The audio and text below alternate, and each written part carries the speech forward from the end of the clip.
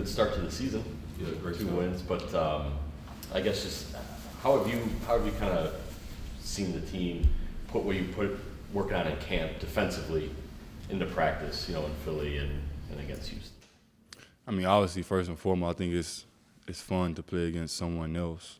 I think we play against each other for I know all the guys that's been here in the summertime, we've been here since August, and we've been playing against each other since August. So I think it's fun to play against somebody else who has, different tendencies. We know each other's games and things like that. So obviously practice is always tougher than the game. But, we just trying to make our practice translate to the game and fly around on defense, help each other out if someone makes a mistake. The MIG B's there. The MIG is there to help whoever gets beat on ball and things like that. And just trying to make it tough on the opposing team. The schedule has you all home a bunch in the beginning, 6 home games. What does that do in terms of helping to try to find identity, rhythm? You get more shoot-arounds in your home, more practices in your home, all that kind of stuff. What I've learned, in my time in the league, is that, just try to catch a rhythm at home. Sometimes it's easier to play at home than on the road. So, it's good to be at home for an extended period of time, catch a rhythm. Just everybody just, see some shots go through the rim and, try to make that translate to on the road.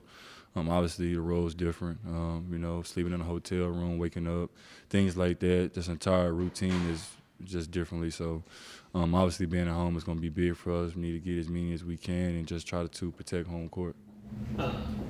Your first year here, pandemic, kind of all that stuff. Big C.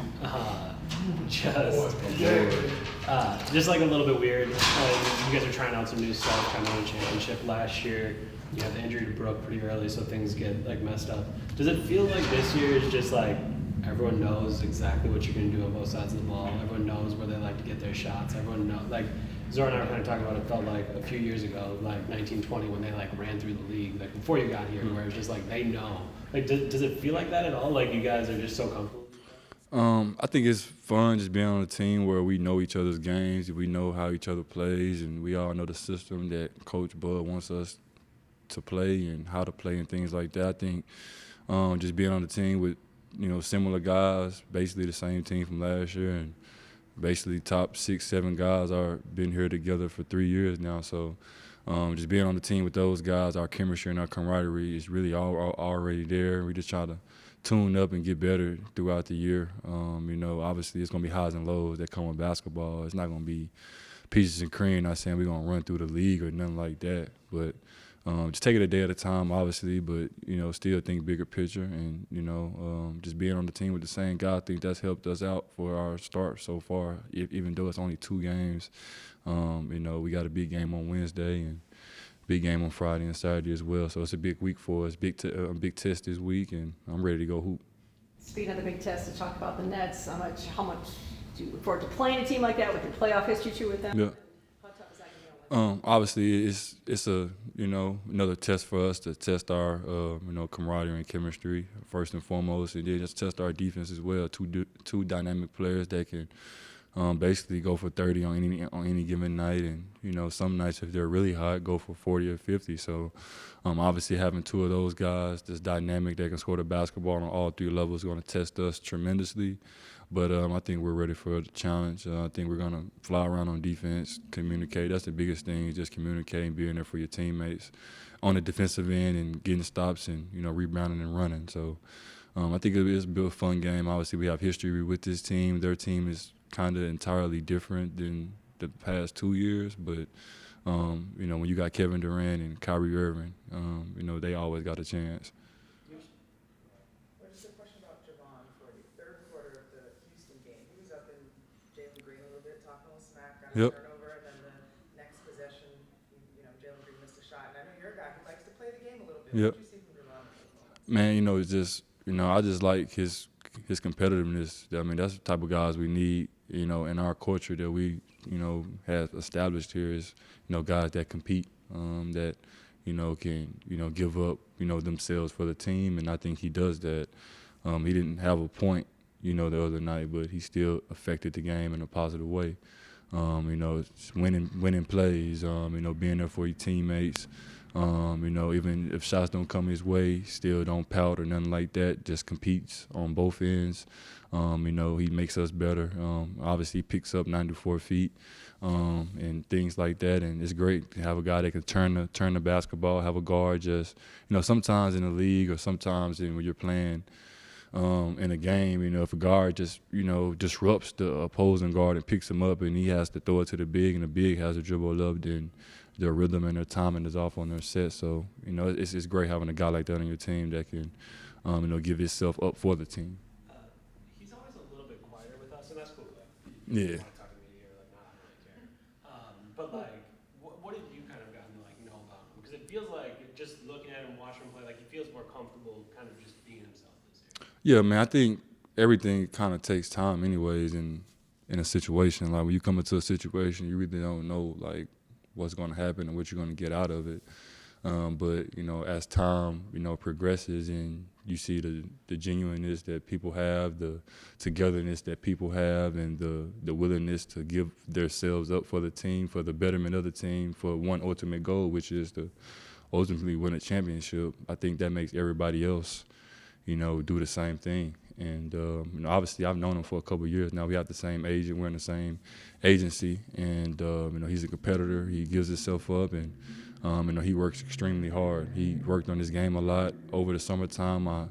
That mid-range pull-up on the elbow, that's like money. Like every time he shoots, I think that's going in. And obviously if he's open from three in the corner, man, that's probably a knockdown too, if you really think about it, dating back to last year when he came to our team. So highly competitive guy, gives himself up, selfless, and you know, just a bona fide winner.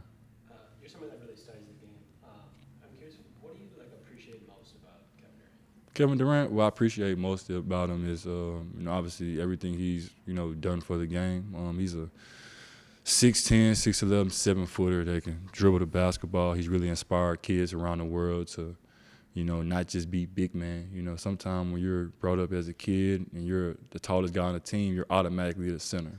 Like, you're automatically the center, you're automatically a big man. I think he's kind of revolutionized the game in a way to where, like, it's cool for 6'10", 6'11" guys to shoot threes and dribble the ball up the court and have handles and, you know, dunk on people from full court lengths and things like that. He's revolutionized the game in a way that changed basketball kind of forever. You know, he's one of the first guys that was, you know, 6'10", that was just allowed to just be him on a nightly basis. Some guys can go out there and do it one play and, you know, 20 possessions later they do it again, but he's a guy that does it every single time he has the ball. It's like he can make a big play. So definitely he's revolutionized the game in that way. And, you know, I just like everything he's about, man. Like, he's funny on Twitter. He's always causing havoc, doing things like that. I just like that type of stuff. I'm into that. So that was cool, too, to me personally. Well, speaking of traditional big men, Yeah. Brooke, how hard is it actually to do what he does in protecting the paint and not fouling with those block shots in terms of whether it be an Embiid or a guard, to do it as consistently as he does?